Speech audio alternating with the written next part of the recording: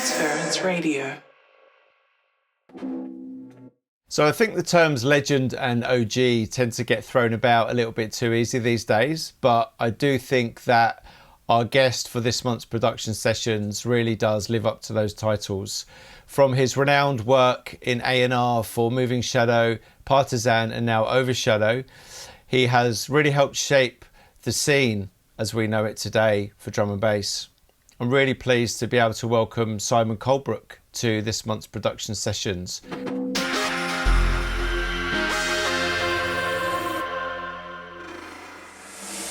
Great to have you along, Simon. Lovely to see you. Let's see what we've got. I wrote down, obviously things have changed massively over the past couple of decades with the internet, AI and various other things. People have the tools and ability to reach globally and do cool stuff with less technical restrictions. But how has this affected the idea of a traditional record deal from the record label's perspective? You're finding things like you're having more submissions, less submissions, or more of them but less quality, or less of them higher quality, or people are finding it harder to get hold of you or easier to get hold of you but swamping you with stuff? Or what major things have changed from your perspective? That's probably going to take me about 4 hours to answer, so that's excellent. I mean, from an A&R point of view, what I'll do is I'll rewind it and then I'll go forward with it so that you will then get a general idea on how it's changed. For me, when we was at Moving Shadow, I fell into the A&R role as Sean did. Sean fell into kind of like the design and marketing role. Obviously, we were artists on the label, but my real first experience of A&R was going into the studio very early on, and Rob had a cassette, and he said, "I want to play you this because I'm not sure of it. I don't know what to make of it." And he put it on, and it was Blame, Music Takes You, the version with the Seal vocal in. And within 2 minutes, me and Sean were like, "You've got to sign this track. It's unbelievable." And then I really got into finding artists and looking out for artists that I thought could be a good fit for Moving Shadow. And back then it was we weren't even really getting cassettes through the front door. How Moving Shadow used to work back in the day was, we would go around to Rob's house and we would all have a particular evening, and we would do production work and sit in a lounge and smoke spliffs and all that sort of stuff. But there was no influx of cassettes and stuff like that. Obviously, there was nothing that we've got now. So one of my early entries into it was taking numbers off of record labels. I don't know if any of you guys remember, but in the early 90s, one of the things was stamping a number onto people's white labels. That's how I signed Foul Play. I literally rang the number that was on the record label, and John's nan answered. And that's pretty much how it went for a number of years. It got to the point where we then started getting lots of cassettes through. Occasionally DATs and stuff like that, but we would get a huge amount of cassettes. One of the people that used to send bucket loads of cassettes, and they were all really nicely presented and really nicely written out and made, was TB. TB used to send loads, getting towards the sort of the mid-late 90s before Shadow signed him. And I always enjoy getting demos. A lot of labels don't, and I don't get it. I know that you might think that you're kind of inundated with it. Like you said, are you getting too many in that? I enjoy getting them, and I enjoy listening to them. I usually get a vibe pretty quickly on what it's going to be like. But fast forwarding to now, obviously someone can ping me a demo now. If one of you guys wanted to send me a demo, you could do it now. So I love the ease of it. I really do. Someone can hit me up and say, "What's the best way of doing it?" I'll just say, "Send me a Dropbox link, send me a Google Drive link." I love that. Yes, it's a little because more people can make music on, a phone. And there's a lot more people, that are doing it. Obviously, back then, studio kit was expensive to buy, so there was a lot less of it being done. So it's kind of a bit of a double-edged sword now. I really like getting it. I do try to find the time to go through it. I spend a lot of time driving, so I'll just stick the Bluetooth on in the motor and listen to it. I think there's a bit of an art with demos because, I get a lot of folders that have got like 20, 25 tracks in and that. And for me, that's not the way to do it because it can get tiresome sometimes if you're sort of like going through 25 tracks. I will say to people, if I can hear something that's good in a folder of 25 tracks, I'll say to them, send me what you think are the 5 or 6 best tracks. And that's kind of the art of the demo for me. So, yeah, I mean, things can get lost, I get it. People might send me SoundCloud links and it might come in an email. It might go into my junk mail and stuff like that. But I like the freedom of it now, totally. People can send me something while I'm on the road and I can listen to it. And I always say to people, don't be afraid of sending us demos. Because if it's not for me, but I think it's really good, one of my things is I'll always recommend a label that it might be able to have a home in. I won't kind of just shut it down and say, yeah, off you trot.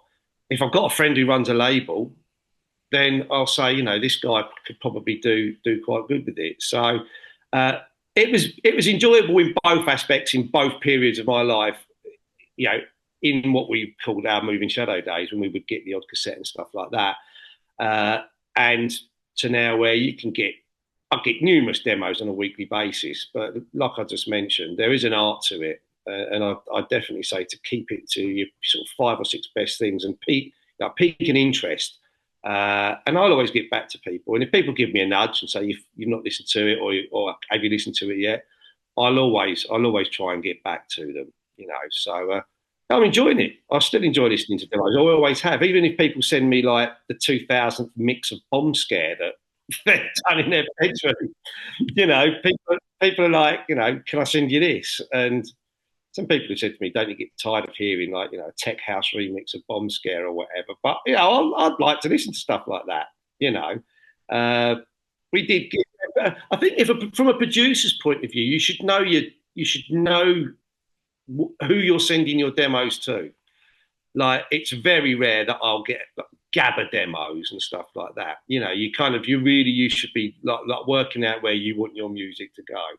So I do get a lot of really, really good music. So people do their homework and they do their research. So yeah, it's great.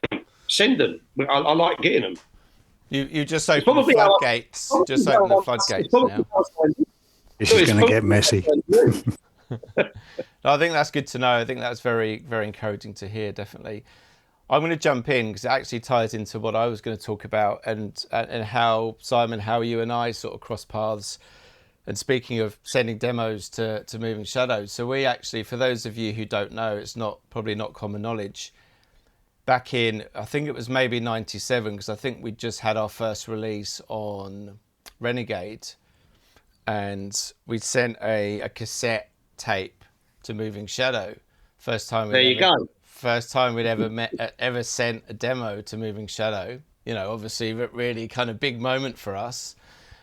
And I remember it very well. Simon phoned us up, and this was back in the day when the landline was in my mum and dad's front room. So my mum and dad were probably watching Songs of Praise or Bergerac or something, and I'm having a chat with Simon on the phone, and Simon said, really, I think it was Life Support was the main track that came out on Partisan. And Simon said, oh yeah, Simon explained at the time that they were literally about to leave Moving Shadow and start a new label. And you said to me on the phone, you said, but we'd really like to take Life Support and release it as the first release on this new label. And I think I just said yes straight away. I don't think I even consulted Keir on the matter. I think I was just like, I think you had me at high at Simon Colebrooke, so that was kind of like a big moment for us. But and it kind of ties into my question. It's a bit similar to Den's, but I was just wondering, back then, I could be wrong, but my perception back then was it was harder to get signed to a label back. I'm going to try not say back in the day, because when we had Nookie on, I think I counted it. We said back in the day 19 times. So I'm going to try not say back in the day. Back then, was it harder to get? Felt like it was harder to get signed. There was more of a risk involved because obviously you were pressing vinyl and stuff. I don't know if that's true or not, but that was just my perception. But do you think your sort of ethos, I suspect I know the answer to this question based on what you said to Den, but has your ethos and your approach to A&R changed over the years? And also, what is it you listen for? You said that you instinctively can tell very early on when you listen to a track that it's going to be right. Can you sort of put that into words, what it is, the essence of what it is you're hearing that makes you like it, or is it just a gut feeling and you just know? The answer to that is no. It's a gut feeling. It's really strange. One of the most recent examples that we signed to Overshadow was From, Spanish producer Alvaro. That we listened to, and I've also, I'm not going to take all the credit for the Overshadow A&R. I have Dave Tracks help me loads. Dave listens to stuff with me.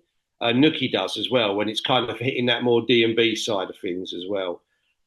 Sean will listen to stuff as well. And more recently, Rebecca, my missus, Bex, who runs the Overshadow socials. Because Bex has kind of like come into this being really sort of like new to jungle and stuff like that, and getting a person's perspective on it who hasn't kind of gone through the whole process of being a fan of it and buying it over the years. It's kind of cool. You're getting a little bit of a different idea on what that groove, what that groove is that person's into and stuff. So, getting back to the secret formula. I don't know. I honestly don't know. I will be very quick to know that it's something more that I want to listen to. And if there's kind of like a bit of a bad feedback to give someone and all that, you can sometimes agonise over what you can say to them. A lot of the time, I just say to them, "It's not for us, but I really enjoyed it. Please send us more." If it's god awful, they'll get the same. They'll get the same reply. But I would imagine back then it would have been harder, I would imagine, to have got signed to labels back then. Like you say, that it's still a big financial risk when you're signing stuff now. But I would definitely agree that it would have been harder to sign back then. Especially when the majors started taking a little bit of an interest in the scene, which was kind of when you guys got involved with Partisan. That's when the majors were really showing an interest in this jungle and D&B stuff. They want to know where their money's going. So, I would say years ago, a lot harder to get signed. Now, you can just self-release stuff and all of that sort of malarkey. But there's no secret formula. When we was at Moving Shadow, we tended to, me, Rob and Sean, we used to listen to a lot of demos. And one of the good things I always used to say was, it's good if we don't all agree on it sometimes. Some of the famous, demos that we received. I remember getting the first Easy Rollers demo. Now, we obviously had Easy Rollers as their other aliases. It was Jay from J&J and Richie and Alex from Hyper On, but they formed Easy Rollers. And when we got the first Easy Rollers demo, Rob wasn't into it. Rob wasn't into it at all. He was like, it's too ravey. They're trying to be too much like the Prodigy. But there's just that thing, what I just said, you can't explain. There was that thing in there that made us say, you know what, we've got to give these guys a punt because we know them anyway. We know they're decent. And even if it's kind of a little bit weird and ravey for you, Rob, we really like it. And I'm glad we did. Easy Rollers went on to become the biggest selling artist on Moving Shadow. And people like Basic Unit, I've just reconnected with Ben over the last few years, and he's just sent us a really, really good demo. But when we got the basic unit demo, when I think it went on Audio Couture, that was kind of out there and a little bit abstract, but it kind of grabbed us. And when we started Overshadow, it was one of the things that Sean said. We need to carry on our story. That we think that we pretty much defined the sound of Moving Shadow and Partisan, and we want to carry that on. And one of the things Sean said is, Overshadow can't just be about the dance floor all the time. It's got to be a little bit more about that. And we've tried to, you guys will be the judge. I mean, you can tell me. I would like to think that Overshadow is doing a really, really good job with the curation of the music on the label, and that we are carrying on that journey, and we do surprise people with the stuff that we're putting out. So Secret Formula wise, that gut feeling, yeah. But yeah, definitely harder back then to get signed. So yeah, I suppose it would have been nice getting a phone call from someone saying we want to sign you. Funny, because when I chat to Bex about it, I mean, obviously Bex does loads for the label, and she's always doing the socials and stuff like that, and she knows that I really enjoy listening to demos, but she's a real people person, Bex, and she's like, how do you respond to these people if you don't like the demo? And I just say, well, just tell them I'm not into it, And there's a few producers I've spoken to, big name producers that have sent me demos recently, and they've said, "Si, we're not going to get butthurt if you turn around and say you don't like it, because we just send it to someone else at the end of the day." We've discussed this as a group. It's all, I mean, as Good Looking famously coined the phrase, it's all a matter of opinion. It's just if it fits the label, if it's the right vibe for a particular label. It's not a reflection on you personally. So just a matter of taste, really, and it might not be a right fit. Yeah, I know. You've got to take it that not every release that Overshadow puts out is going to be someone's cup of tea. It's like, I could turn around and say, I don't like those blinds you've got in your studio, but you love them. It's like art on a wall. I like that painting. You might hate it and think it's terrible, and that's the beauty of music. Music is art at the end of the day. And we've taken that on from our days at Moving Shadow about us not all liking the same thing all the time, but there was then eureka moments where you suddenly go, oh, we all love that, and we did it with we did it with Partisan, and we're still getting it now. I mean, our biggest release on Overshadow was Fives. It still is Fives by Sully, but when he sent the original demo, I was more into the other side, which has barely ever got played. So yeah, it's whatever floats your boat, really. So yeah. Hello, Simon. Nice to meet you. And you? Yeah, couple of questions bundled together, really. I just wanted to ask your thoughts on the relevance of labels now and moving forward. And if you were a producer just coming up now, what would be your plan with your music? Labels still have a real vital role, I think. I mean, obviously, there's thousands out there now, and I mean, you go back if you go back in time to sort of like the heyday when we were producing and we're doing stuff on Moving Shadow. You kind of had the big five or six labels that kind of everyone aspired to kind of like be on. But then you had other labels at South, and they maybe done one or two releases. So it's a 50-50 for me. I think having a label to put out your work is great, and if it's a label that you admire and respect, brilliant. But also, if you've got the balls to do it yourself, which people did do back in the day as well, then you can go for it and start your own label.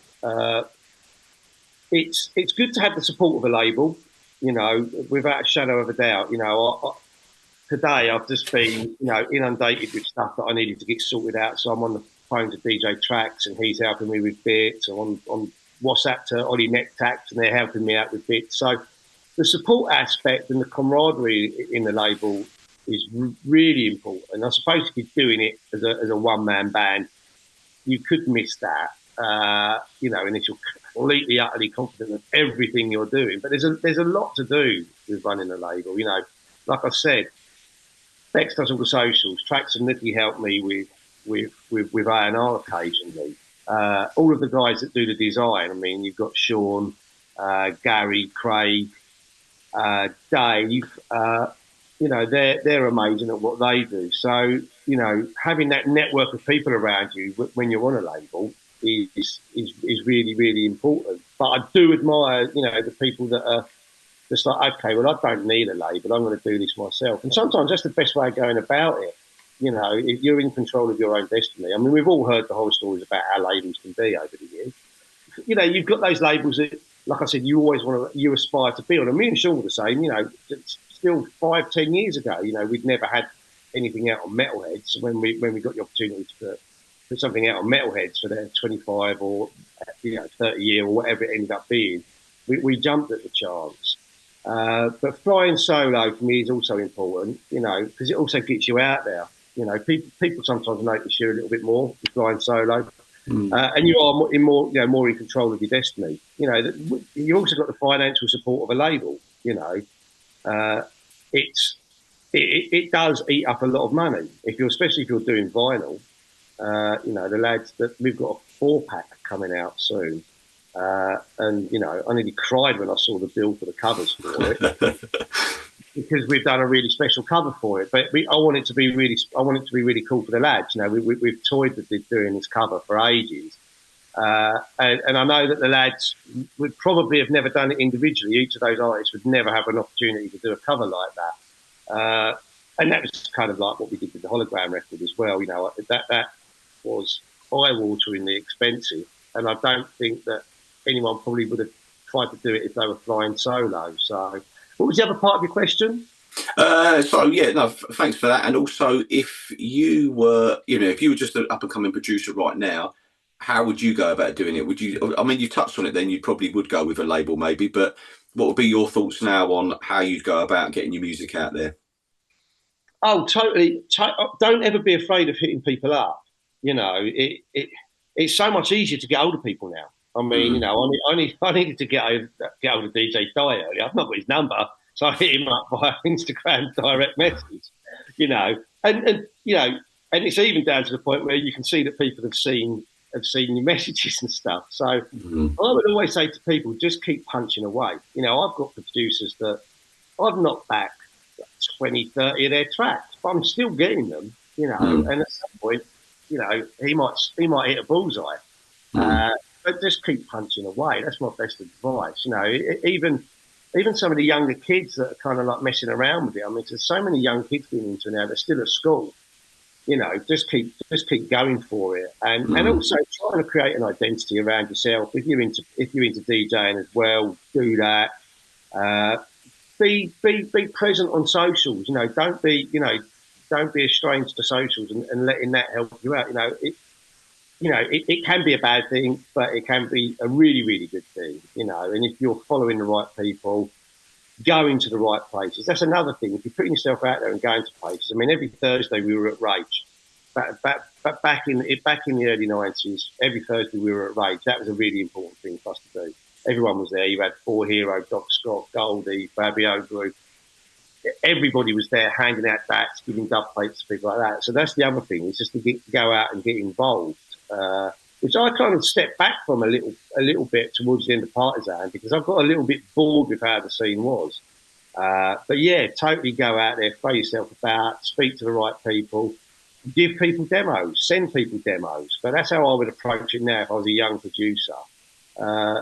Find your lane, find your sound, and just start hitting those people up, going to their events, supporting them, and things will happen for you. Yeah, nice one. I appreciate that. Thank you very much. No, can I just jump in on a follow-up question, if that's all right? Also, does that advice apply to middle-aged fat producers as well as young producers? I really like middle-aged fat producers. They're usually the easiest one to deal with. How important do you think being present on social media is these days for up-and-coming artists? Because I fucking hate social media, but if it's a means to an end, then it's got to be done, maybe. It's one of those things, we were chatting about it today. with we had a record packing day today where Rebecca's friend comes round and we chat crap packing records, and we were talking about social media, and we all get in. We get into that doom scrolling where you can be just looking at, someone falling off a fucking boat and shit like that. I know how it works, but I think it's really important. I've seen some really, really good young producers kind of rise up through their presence on social media and doing the right thing. I mean, obviously, that's only my point of view. There is social media DJs and celebrities, which I won't get started on because I'll be here for hours, that have kind of risen to the top, that I feel have no place to have gone there. But if you do use it in the right and correct and respectful manner, then I think that these young producers should be doing it. I mean, people spam pages and stuff like that, but I think if you're following the right people, following the right crowds, then you can use it totally to your advantage. But yeah, you can get really caught up in it, and it can go west. There've been numerous occasions where I've had to refrain from saying stuff online, and we've all seen it. We call it D&B beef, don't we? We can see how it can go totally west, but it's an important tool now. It's so important within our industry. It gives you. It also gives you stats and data that you might not have seen otherwise. You know what I mean? So, just before we came online, I was saying to Bex, we've got to put up our Overshadow 42 video. And she's sitting on the sofa doing it, and then checking to make sure Tracks and Paradox have collabed on it and all of that sort of stuff. So, it's a necessary evil, if you know what I mean. I don't really do Facebook at all. I don't really go on that. I just kind of breeze in and out of it. I think Instagram has kind of become the main source because it's quick, easy. You can get a good reach on stuff. So it's just one of those things. I don't think it's ever. You're never not going to need it, unfortunately. And if you do it right, it's cool. But there's lots of people that do it wrong. What's been a game changer for the better? Obviously, we've had things like, communication's a lot easier these days with the internet and everything else from there. But what new challenges have arisen that you wouldn't have dreamed of being an issue years ago? Anything that's a spanner in the works? Spotify for me, you will not find any Overshadow music on Spotify unless the artist has totally badgered me to want to do it. Right, most people, I think 99% of the people that have been on Overshadow, we don't entertain it at all. I think Spotify has been a massive game changer for the music industry, but for the worst. I think it's ridiculous. I could go on for hours about how bad it is. I mean, when we set up Overshadow, just to give you a very brief history, is obviously we'd been at Moving Shadow for a long time and Partisan, and both of those were successful labels. I felt that if we'd have been given more time with Partisan, it would have been like Moving Shadow Part 2. But we went into Overshadow with a deliberate sense of naivety because the landscape had changed. And I spoke to labels like Repertoire, I spoke to Stretch, all these sorts of people about what it's like now running labels. And one of the things that we said is, we're going to charge more for downloads on Overshadow. And people were like, well, that's a bit daft because you won't sell them. Well, we did, I said, why is it 99p? Why is it £1? We kind of looked into the history of that. And we don't have a mailing list. People lose control of their mailing lists. I spoke to loads of people and said, who's on your mailing list? How many people have you got on it? Do you know what they're doing with your music? Half the time they don't even know. So there is no mailing list with Overshadow. We completely control the output of the music. So if someone messages me, like Storm or someone like that, saying, can you send me some music? I'll do it. It's not a problem. And then the other thing was Spotify. We said there's absolutely no way we're gonna stream the label's music because we think it's been a detriment to the music industry. And that for me has been the biggest game changer in years. I mean, don't get me wrong, having the ability to have music at your fingertips is brilliant. I was bored driving home earlier. I bung on YouTube and listened to it in the van, and that great. but I think it's taken advantage of people. It's taken advantage of labels, and Spotify for me has been a game changer in the music industry, mainly for the bad aspects of Spotify, and that's not even considering their absolutely awful involvement in what their money goes into as well. So yeah, I could go on for hours about that, but I just generally think that if you put the hard work in, you're going to make way more money than you can ever make on Spotify. You know, if you're happy to put records in mailers and you're happy to do the hard work, you don't need to be putting your music on Spotify. I mean, I'm not going to name names, but you know, recently some artists that I know, I've got close relationships, have had statements through from labels that still give them statements, and they're like, "This is just ridiculous." You know, how can I be getting this through this? So yeah, Spotify for the bad for me. For the good, I don't know. I mean, yeah, like I said, social media and music access for the good. You know, being able to access that music very quickly, easily, great. You know, I'm not having to ring up John from Foul Play's Nan to get him to sign to the label. So access to music, great. Speed of it, brilliant.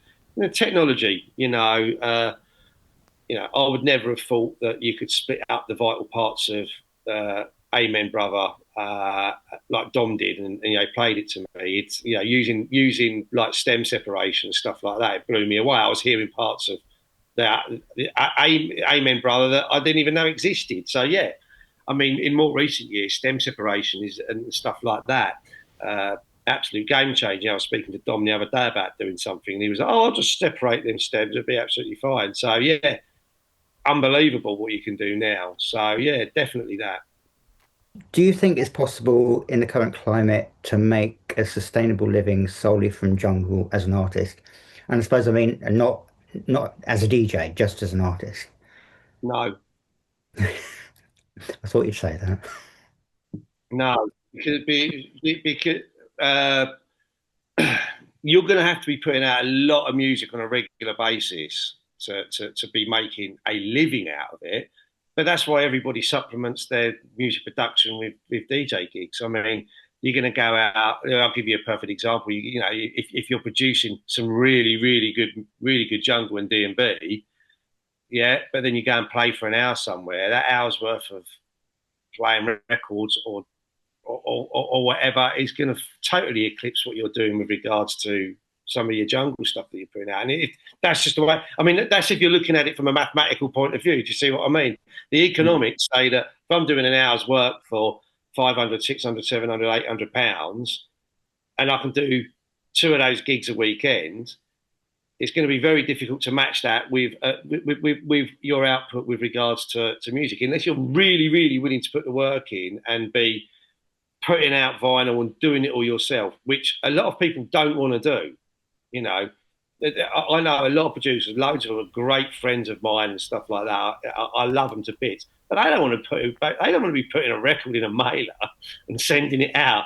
I'm up at 5 a.m. going to our unit to pack up stuff for Overshadow and getting it to the postal depot when it opens at 8. Then I'm driving to pick up stiffeners so that I've got stiffeners to put in record mailers next week.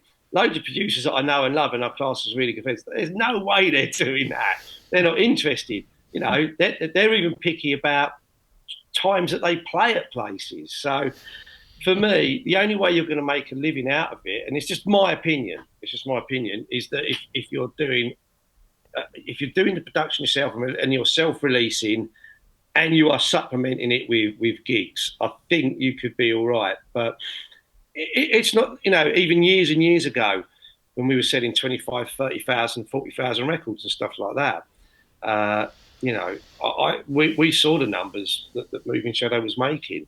And even then it was slightly difficult making a living out of it. That's a whole nother story. That's a whole nother episode of talking to you guys. But yeah, I mean, unless you're super committed and you're going to be putting out the stuff yourself, doing everything yourself, then then it would be very, very difficult to make a living out of it. I mean, when we started the label, one of the best pieces of advice that someone gave to me was Neil Tricks, because I really love Neil. He works, he's worked in studio equipment supply and stuff like that for years. And Neil said to me, Si, whatever you're doing, cut down the people that are taking the cream off the top of your stuff, right? So why do I want to pay someone £1 to put a record in a mailer and send it off when I can get Rebecca and her mate to do it today, a fraction of the price, and some sandwiches from the local bakers? Do you know what I mean? So, yeah, I would say very, very tough. Very, very tough to do that at the moment. And Bex will vouch for me. Whenever I speak to young producers for the first time, and I've said it a lot over the years, usually second or third question is, what do you do for a living? And then my fourth statement is, don't give your job up yet. There is some success stories. Some people that are on our label that are huge now, but from a production point of view, that's not what's making their living. It's their DJ gigs. It's totally that. So yeah, sorry to be the bearer of bad news. I think it's like, it was someone like Madonna or something like that. It was years ago. A big artist like Madonna or Kylie or someone like that turned around and said, yeah, selling the music's great and that, but we make more money out of touring. Well, there you go. Do you know what I mean? They're making more money out of touring and selling Madonna T-shirts and stuff. So, yeah, it's a lovely dream to have, but I don't think many people have achieved it, to be fair. I was having a listen to some of your stuff actually last night, Simon, kind of reminiscing a little bit, and I was listening to I was listening to Bomb Scare, Warehouse, Hold It Down, that EP on Moving Shadow, and it just reminded me of like when that came out, I was learning to mix on Belt Drive Sound Lab turntables. We've all been there. Yeah, hadn't even produced a tune, and it just got me thinking. Warehouse Remix was the one for me personally. Waremouse. Oh, Waremouse. Yeah. Oh, I thought it said Warehouse. That makes more sense. Yeah, Waremouse. If you're looking at the back of the sleeve, because Sean designed the sleeve, it does look like Warehouse. Okay. But yeah, that was the one for me. But honestly, it gave me goosebumps even listening to it last night. But I just wanted to ask, how did your journey to become Two Bad Mice come about? Like, how did that come to fruition in the early days? Were you on Shadow first before Two Bad Mice came about, or was it the other way around? No. I knew Sean through BMXing. We had some friends and we would go out. I think we built a ramp somewhere and all that sort of stuff. So we knew each other through that. And just, I think Sean had made some tracks on like a 4-track, really basic kind of 4-track machine. And I wasn't really interested in music production whatsoever. I had no interest in it at all. But this was kind of in the early days of the rave scene. I was massively into hip hop. I wasn't interested in any other types of music.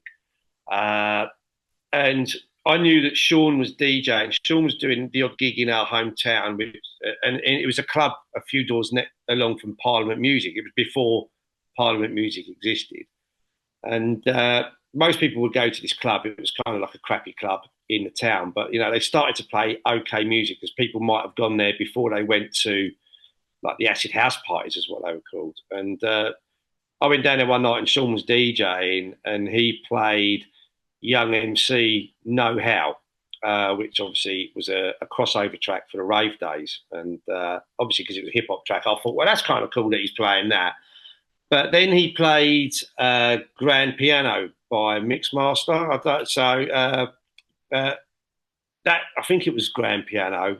It was kind of that sort of like cut and paste type of mega mix thing. I was into at the time. I was into Double D and Steinsky, like the Lesson stuff and Dynamix 2 and Cold Cut. And Grand Piano was kind of like a ravey house version of that. It had kind of loads of samples thrown into it. And I just thought that sounds kind of cool, and we got chatting after that. And I just said I know a guy that is in our village that Sean said it'd be cool to make a track, and I said there's a guy in our village called Rob Playford, and maybe we should ask him. And I went to the same school as Rob. I was a few years younger. I was a couple of years below, and he was kind of a bit unapproachable, really. I'd never really spoken to him much. We used to catch a train home together and stuff. And we thought the way to get to Rob was we kind of knew his girlfriend a little bit better. His girlfriend owned a hairdresser's that was in the village. And me and Bex are in that village now. We moved back here as it goes. So I'm kind of like about half a mile from Rob's old house. And we thought, well, we'll ask his girlfriend to pester him. And he said, no, I don't want him around my house. We knew that Rob was selling stuff out the back of his car. So that was the early stuff. It was pre-Shadow. So it was a thing that Rob released called TOP, the Orbital Project. So it was like a white label, and it just had kind of like a self-adhesive address label with TOP on it. A track called Chinese Lollipops, and we kind of just badgered Bev, his girlfriend, a little bit more, and he eventually said yes. And this was literally when Rob had just moved out of the village that I'm in at the moment, and he'd bought a house just down the road in Stevenage, which famously became like the Moving Shadow studio. And he said, yeah, let them come round. So we just turned up one night. Monday night was our night. That was the Two Bad Mice night. And Rob had no furniture in the house. He'd literally just moved in. So he had white patio plastic furniture in the lounge. And upstairs was like Rob's studio. It was like probably the most filled part of the house. The rest of it was just, he hadn't even bothered to buy stuff for it. And we just went in, and I had a bag of records to sample, and Sean had a bag of records, and we didn't know what any of the kit was. We didn't know what any of it did. And that's when we made, I think the first track we made was No Respect, which was one of the tracks on our first 12. And then we made Two Bad Mice, and we didn't have a name. And Rob was like, well, you need to get a name. And we just said, okay, well, we'll use Two Bad Mice, which was the vocal sample in that track. And that's how it came to be, basically. I mean, I think Rob warmed to us after a few sessions. And we went on to do the Chaotic Chemistry stuff after that. Rob wanted to have a little bit more output on the label, so we created an alias. And by then, there was a constant conveyor belt of people going around to the Moving Shadow studio. So like Monday night was us, Tuesday night might have been Steve, Cosmo and Dibbs. Wednesday night might have been Mixed Race. I mean, I clearly remember meeting Dev Paradox for the very first time, because that was when he was a rapper in Mixed Race. And I walked in to the studio, and he had hair kind of up here, and they were making a 180 BPM track back then. And I'm like, these kids are idiots, right? But he's done all right, hasn't he? And I was playing Bex in the motor the other day, Dev rapping. He's still got their haircut as well. It's less. It's just a bit not as tall. Yeah, it was Jedward proportions years ago, but that's how it came to be. We initially, like I said, we were artists on the label.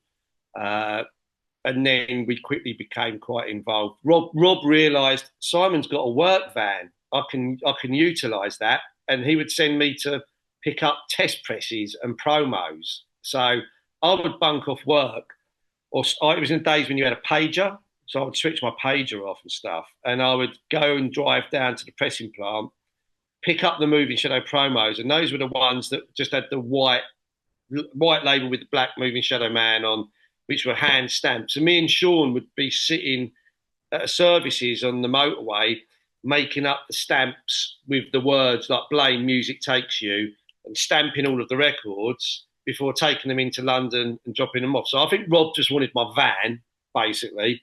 And Sean just kind of started doing some of the design, because Sean was doing design at college. And Rob was Rob really wanted. He had a vision with Moving Shadow. He wanted it not to just be doing white labels and have plain paper sleeves and stuff. He wanted covers. He wanted to be doing covers and stuff like that. So Sean got into that quite early, and Sean built up those early Moving Shadow covers pretty much by himself. And then a few years later, Gary got involved. So Sean and Gary did most of the iconic Moving Shadow covers, and now Gary's doing a lot of the Overshadow covers as well. So we fell into it, kind of like hassling Rob, making the track, and then obviously when we did the Hold It Down EP, it blew up, and Rob probably thought, "Oh, I was right to let these idiots into the studio." He saw potential in you. I don't know about that.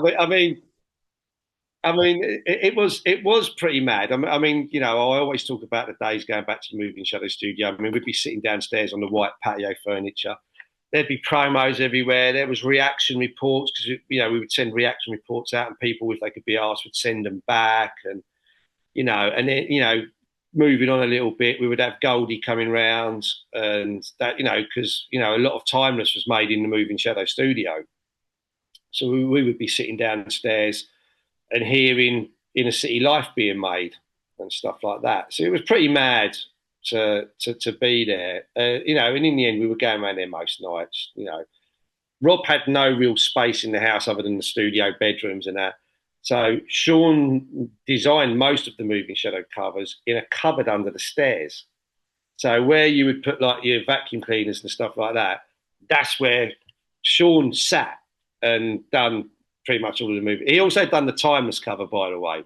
Not a lot of people know that, but Sean designed the Timeless cover for Goldie. So it was him that came up with the teardrop Metalheads logo and stuff. So it worked out all right in the end. Yeah, nice. That's good backstory there. Thank you.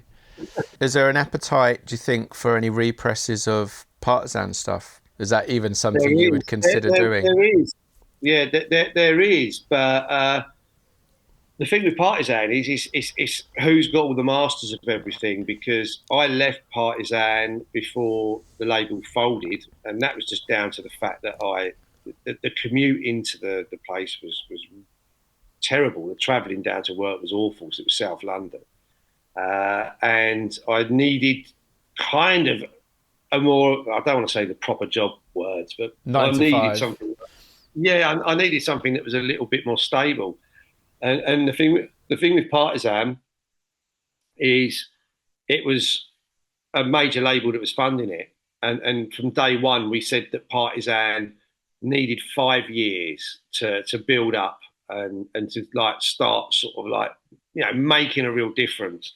And when you think about the artists that we had on Partisan, like yourselves, Paradox, we had some early Clute stuff. We had, I don't know if we were the first people to release a Total Science thing, but it was a great label. It's really, really loved. But where all the masters are, whether artists have still got their own masters and that, I don't know. It was a really loved label. I didn't realise how much, and probably until I saw a thread on Dogs on Acid or something like that about it. And it does make you kind of proud of what you achieved there, because that's totally what we wanted to achieve after leaving Moving Shadow.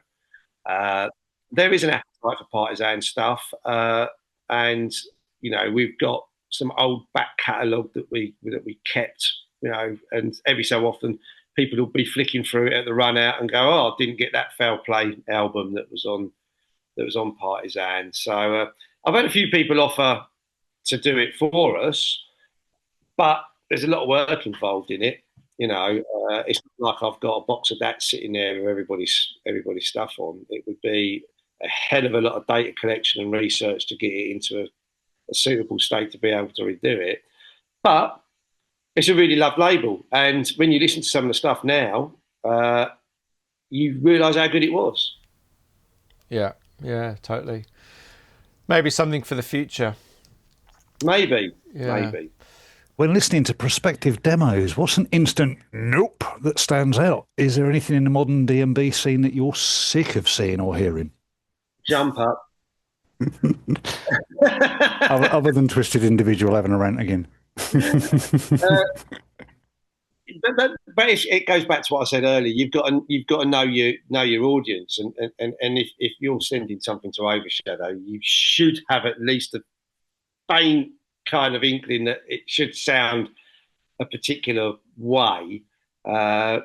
So yeah, I mean, look, like I said, you know, if something comes in and it's Gabba, then it's kind of like an instant no. And then if I'm 2 tracks in and it's the same, then yeah, that's not happening. So yeah, it's like I said, do your homework and make sure you know where you're sending your stuff to, and don't fill folders with stuff. That's the thing for me. I mean, it's just weird, you know. I know Lee asked about that kind of magic thing. Is it a gut feeling? Is it something in the stomach? I honestly don't know. You know, there's some things that I'll listen to and I'm like, okay, well, will that work? And that's when I kind of like we'll chat to Dave tracks. I really value Dave's opinion. Because I think he's a great DJ. I think he's a great producer. I think he produced one of the best modern day jungle albums in the last few years that he put out on Overshadow. And you know, and Gav, because Gav gigs quite a lot. Nookie plays quite a lot of gigs, but kind of like moving more onto the D&B stuff, not jungle. So I'll fire stuff over to Gav and ask if it's working on the dance floor and stuff. So yeah. As soon as I press play, if it's jump up, then it doesn't happen. I think we're doing an all right job. I mean, you guys are the best judges of that. You know, we want to keep a good splattering of old and new artists. I mean, I get super excited about younger artists like Nectax and Arcane and people like that. But then I've got, like, you know, Dave Trax is working on a new album. Mark from Technical Itch just presented me with like 13 of the most amazing Technical Itch tracks, which is like another album. We've only just released an album from Mark. So I think we're doing an all right job. And you know, when I speak to people like yourselves and when you say, you know, we're really enjoying it, that kind of rubber stamps it for me, really. That actually kind of leads on to my question that I had. We've kind of covered it a little bit, but if you had to put into words, if you had to explain to an artist, up and coming artist or whoever, what you're looking for in the music for Overshadow, could you put that into words? What it is you're wanting to hear? What kind of, how would you describe, if you had to do an elevator pitch to someone about the style of Overshadow, what would it be? Think moving shadow and surprise us. One of the things that we wanted to do with Shadow, and you know, and I think we did it quite well, was to surprise people. You know, we would put out some kind of like halftime track. I mean, that was in the days when you would call it trip hop and all that. You know, Aqua were playing around with it. You know, Guardians of Dalliance. You know, I don't think there would have been another label that would have wanted to sign Guardians of Dalliance, which was a side project for Carlito. And that's the vision with Overshadow. I mean, like I said, Sean was very clear when we started it, not to make it just about dance floor and amens and crashing thing breaks and stuff like that. You know, I think we've got a fairly decent output with regards to ranges of styles. The last 2 releases have kind of like, you know, being on that more jungle side of things. The next mixed race release is typical Paradox and tracks, kind of hinting at that D&B stuff. Almost little splashes of drum funk in it and that. So, yeah, I just want to, just like Sean said, just like carry on our legacy and surprise people at the end of the day. And I've always said to people, don't be afraid to send us. If you've done something like a hip hop track and you think it's really great, then send it. You know, like when we've done the Vom EPs, when we listened to them, we didn't even know how to describe them. We didn't even know whether it was breaks or techno. We didn't know how to pigeonhole those tracks. But we knew that, and even Dave said that to me, but we knew they were good. But if you take a risk on something like that, you've got to also make it commercially viable. So that's when I had the idea of getting Beaky to do a remix of Bees, and I think it quite surprised Justin because he was like, "Well, what do you want me to do with it?" And I just said, "Just turn it into a Beaky track," and it worked because it allowed it to have that dance floor factor, but it also made people's ears prick up to Vrom. So some like real hard-nosed junglists who would never have listened to Vrom in a million years because it had a Beaky remix on it. They listened to it and they became fans of Vrom. And they're like, this guy's pretty cool. It's wacky as fuck, but it's really cool. And we did it with the Kid Drama remix as well. So I think you've got to take gambles on stuff, but you've also got to, make it work commercially. And they're two real success stories. That's why I like doing albums. It allows people to cut loose a little bit. The Neck Tax album's a perfect example of it. There's a 160 techno track on it. There's a footwork track on it. Then there's the more traditional jungle stuff. But in a package like that, it allows people to cut loose, experiment, have a bit more freedom as well. And it doesn't allow them to be. It doesn't make them scared about maybe putting that track on a 2-3 track, 4-track 12. Is there any particularly meaningful time or event that comes to mind when first hearing your tracks played out by others, in terms of when you were first producing and releasing your music? Is there any particular time or event that comes to mind hearing your track played out by others? Yeah, totally. I mean, the very first time we heard one of our tracks played out was Mickey Finn. Mickey Finn played Two Bad Mice by Two Bad Mice. And that was at the height of us all going like raving to warehouse raves and stuff like that. A big group of friends. That was really special because that was in an aircraft hangar and there was like 10,000 plus people in there. And we'd all done a lot of drugs. So it was great because, we heard the track and we were all kind of high anyway. So that really stands out. And I always say to Mickey, you were the guy that played our track out for the first time when we were out. And that was the first Two Bad Mice track. The very first time I heard a Chaotic Chemistry, once again, was when we were out. That was played by Colin Dale. But also like moments like hearing it on radio for the first time. That always sticks in your head. I mean, my friends still like WhatsApp me now. I mean, I got one last week. They're playing a bomb scare on Six Music. So, but yeah, radio, great. In more recent years, being nominated as the best breakthrough label for the DJ Mag Awards. I know these award ceremonies can kind of like be a little bit, shrouded in a bit of crap, but just to have the acknowledgement for Overshadow in our second year of doing it was really good. So there's loads of key moments that I always look back on with fondness. But Mickey playing Two Bad Mice out when like all of our friends were in a warehouse with thousands of other people was pretty amazing. To think that a few months previously we'd almost been rejected by Rob. But managed to make the track and he played it. So, yeah, hit radio for the first time, hearing your track out. All of those kind of moments are brilliant. There's other things like memorable gigs that we've done.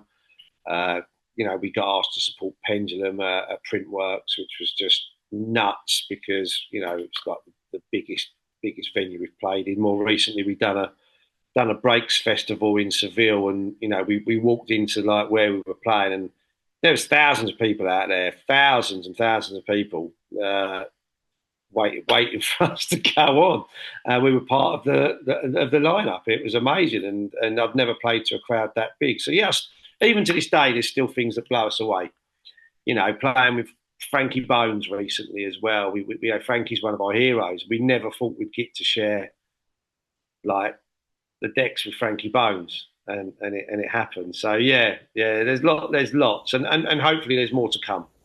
Are there any artists you've had the chance to sign but didn't, and then regretted it? Yeah, Johnny L. But that was when he released "Hurt You So." When it first came out, when it first came out, it was on a. I don't know if it was anything to do with Johnny, but it was on a small label called Touchwood, I think it was, and Touch was spelled Tuch, and that was kind of when I was first getting really into A&R and signing people like Foul Play and all of those guys, and my brother came back with it from a record shop because he would buy the odd record as well. He wouldn't buy loads, but he came back with it and said, "Have you heard this? Have you heard this track?" And I said, "I hadn't heard it." And he played it to me, and I knew it was good, but I just turned around. He said, "Look, I think you should try and sign that to Moving Shadow." And I just said no because it was my brother telling me. And I actually didn't like the drums to begin with. I said to him, "I don't like the drums in it," which was that kind of, that I think they sampled it from Tough Crew. But yeah, I was kind of pig-headed and said to my brother no because it was him, and I wasn't into the drums. And then that track went on to become huge. So yeah, kind of regret that one because that would have been nice. But opportunities come along after that. We signed people like Easy Rollers and loads of other people that went on to Dom. I went on to sign Dom to Moving Shadow, and that was a great signing for the label because Dom's still producing now. I know he's got his critics and that, but he's one of the modern day greats in my opinion. And the same with John from Foul Play and Steve Gurley and Brad, bless him. How they went on to create some of the biggest hits from back in the day and also become some of the best remixers. You only got to listen to some of their remixes that they did to realise how good they were. So yeah, you win some and you lose some, don't you? But Johnny L was definitely a loss. We did cover on this a little bit around the social media, but other things that new artists can do to get themselves noticed by labels. Well, one of the things that I think that I love looking at, and this has been kind of installed into me a little bit more since Bex has been involved, like helping us run the label, is artwork and design. Right, I kind of took it for granted a little bit. People would always would talk about covers and stuff like that. But if I see something come up on social media and it's a picture of someone's record and they've done a sleeve or a label design, I think that's pretty cool. It kind of like it alerts me a little bit to think that they've put a bit of effort into it instead of literally just doing a white label with a stamp on it, or which we've all done.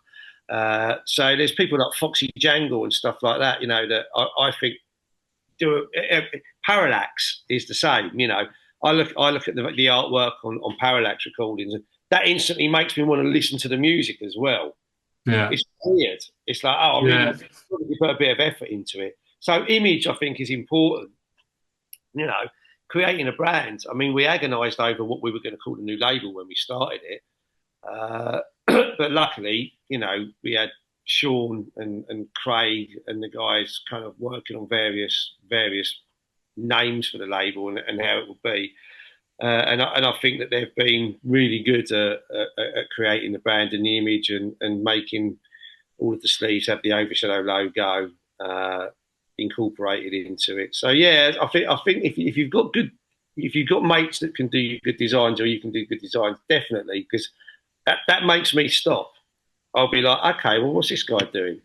That looks pretty cool. I might listen to it. It might be absolutely awful, but it does alert me to think that they've put a little bit of effort into it. It's, for me, I just used to kind of like, yeah, it's a really cool cover, but, Bex was like, all of this is, we've got, Overshadow stuff in the lounge on the wall and stuff like that. Even like records, how the vinyl looks and stuff. Bex is like, well, it's like art, isn't it? I've got some of the spatial stuff here.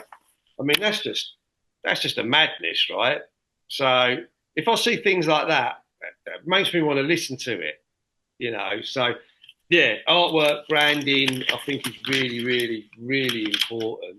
And if you've got friends that can help you out with it, or you're partial to it yourself, then great, get involved with it, definitely. Well, I don't know if you've noticed, but the indent on the Overshadow logo is the indent that's on the side of the moving shadow man. Oh, right? Didn't pick up on that. Yeah.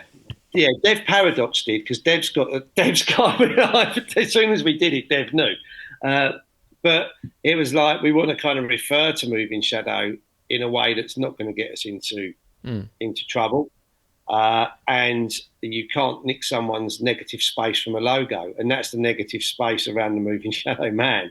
So that was kind of one of the ideas around it. And, there was various ideas, moving shadow productions and stuff like that. I only go out like once or twice a year now, really. And when we go out to those types of events, it's a lot of retired ravers, as I said in the comments earlier, coming out. And it doesn't seem to be like the younger crew. And I don't know how much younger people go out so much. I feel like it's less. So like with that kind of change, does that affect the types of music that you're signing to the label, i.e. it doesn't have to be for a dance floor because it's not necessarily going to be consumed on the dance floor? Yeah, totally, 100%. But the other thing that I've tried to consider is that some of the younger crowd, the kind of people that are into like stuff by Arcane and Nectax and Etch and people like that, may also have a little bit more money than us because we've got kids, mortgages, and all of that. So that goes into a bit of the thought process as well with releases and artists and stuff. I know that I could get that Technical Itch album that Mark's presenting me with, the new one, and Mark has got Tech Itch fans all around the world that will buy that without even hearing it. And I know that we'll pick up Tech Itch fans along the way that might have come to the label for the Nectax album or for the Arcane 12 that's just recently come out, Arcane and Hum. So I think it's really, really important to have a good ratio of young and old artists, and it definitely goes into the thought process on releases and the artist roster, definitely. Like you sort of mentioned earlier about the importance of playing gigs and stuff. Like, any advice on kind of getting started with that from a kind of a standing start? Oh, what, gigs wise? Yeah, it's a toughie. It's a real toughie because you've got twats in dressing gowns getting gigs that people that should be getting gigs, basically. So for me, you get out what you put in, and if you're going to places, and look, I've played to empty rooms before. I've played to empty tents. Doesn't bother me. It's just graft at the end of the day. It's going to places. There's loads of really good nights being put on at the moment by people from our era. Kind of. I mean, David. Is it David Beck, Subject 13?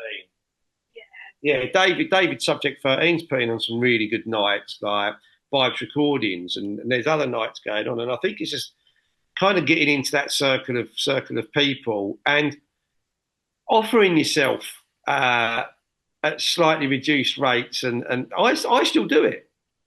To this day, I will still mail festivals. I will still mail promoters and say, we can come and help you. If you're working to a tight budget, we want to come and support your event. I mean, I've got a charity gig in a few weeks down in Margate. I always try and do 2 or 3 charity gigs a year. That's a good way in. We did a big charity gig at the beginning of the year. They want us back, but I got a booking off the back of that. They got me down to Cheltenham to play with Sully on that.